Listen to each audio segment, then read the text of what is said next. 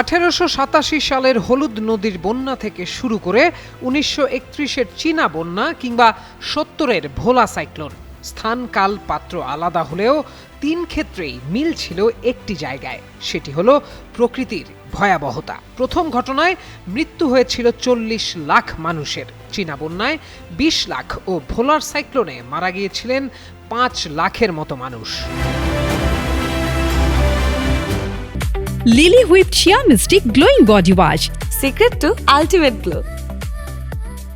প্রকৃতি মানুষকে যতটা যত্নে আগলে রাখে, ঠিক ততটা শক্তভাবে আছড়ে ফেলে মুহূর্তেই। সাজানো গোছানো একটি জনপদ ধ্বংস করতে পারে এক পলে। দুর্যোগের সামনে অসহায় হয়ে পড়ে হাজারো চেষ্টা, প্রযুক্তি কিংবা পূর্ব পরিকল্পনা। এবার এমনই এক ভয়াবহতার সাক্ষী হয়েছে নেপাল। বুধবার সকালে নেপালের ভোতেকোশি নদীতে আকস্মিক বন্যার ফলে সৃষ্ট দুর্যোগে এখন পর্যন্ত অন্তত 162 জন প্রাণ হারিয়েছেন। নিখোঁজ রয়েছেন প্রায় 500-রও বেশি মানুষ।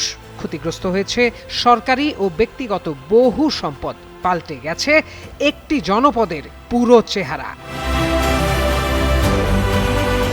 ভোতেকোশি নদীর উপনদীর লেনদের প্রবাহ তুষার ধসের কারণে বাধাগ্রস্ত হওয়ার ফলে এই বন্যার সৃষ্টি হয়। এটি প্রথমে চীন নেপাল সীমান্তের রাসপোয়া গাধীর কাছে অবস্থিত তিমুর এলাকায় আঘাত হানে। বন্যার পানি ভাটির দিকে ধেয়ে আসার আগেই শত শত মানুষের বসতিপূর্ণ এই এলাকার বড় একটি অংশ ভেসে যায়। অঞ্চলটির প্রধান কাস্টমস কর্মকর্তা রাজেন্দ্র ধুঙ্গানা গণমাধ্যমকে জানান, তিমুর বাজারের দিকে প্রায় 100 মিটার উঁচু পানির ঢেউ আছড়ে পড়লে মুহূর্তের মধ্যেই নিশ্চিহ্ন হয়ে যায় বাজারটি।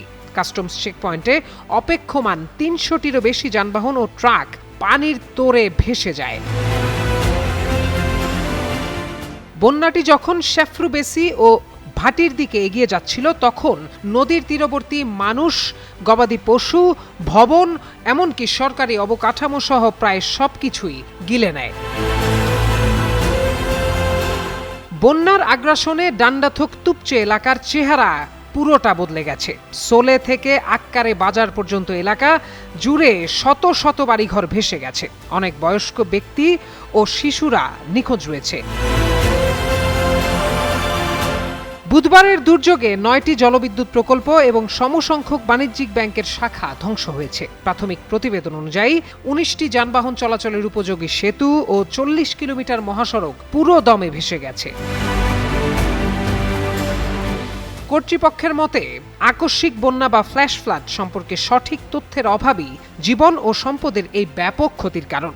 রাসুয়া জেলা প্রশাসন কার্যালয়ের কর্মকর্তারা বলছেন, তিব্বতে উৎপত্তি হওয়া এই বন্যা সম্পর্কে তাদের কোনো পূর্ব ধারণাই ছিল না। নেপাল ও চীনের মধ্যে তথ্য আদান প্রদানের সীমাবদ্ধতা আর নেপালের সতর্কীকরণ সরঞ্জামের ব্যর্থতাও এই দুর্যোগে বিপুল ক্ষয়ক্ষতির বড় কারণ। এমন পরিস্থিতি মানুষকে আরও একবার মনে করিয়ে দেয় যে সবকিছুর ঊর্ধ্বে কেবল প্রকৃতি। সে চাইলে মানুষ আছে, সে না চাইলে শত প্রস্তুতি এক মুহূর্তের জন্য টেকাতে পারবে না মানুষের অস্তিত্ব। প্রত্যয় দাস, যুগান্তর নিউজ।